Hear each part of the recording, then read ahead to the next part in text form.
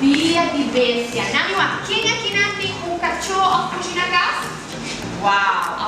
Nós estamos muito contentes de portar aqui ao presente na St. Dominico's College. Essa aqui é onde stop de nosso tour. Essa aqui é uma iniciativa de Purina, onde nós estamos visitando a escola durante a luna de outubro, em conexão com o Dia de Bestia, para educar e inculcar em emocionar a importância de cuidar de boa mascota devidamente. Para a iniciativa aqui nós temos com Natalie Boy, veterinário de Animal Care Clinic. Imita querer etawata hobby bonita para com emocionante reaccionar. Ela vem com sua mascota Daisy e assim a emocionar a importância de cuidar devidamente de um cachorro, of pushi, que cote chequeio médico, emocionar por hasta assistir em lo que está chequeio médico de cachorro. Também nós estava tem a canine unit com join us awe. E se emocionar como nós ter comportando mesmo, ora não conhecer cachorro novo. Nossa senha com trata cachorro bom. Nossa senha ora vou com cachorro de polícia, contra promessa e vou de touch com ele.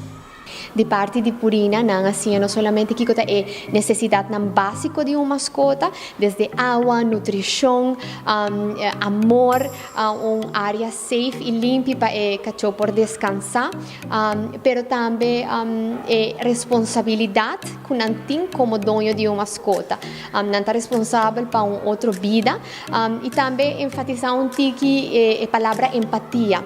Hoje viaja nos cachorro, não está sofrer ribacaia, não também por contribuir,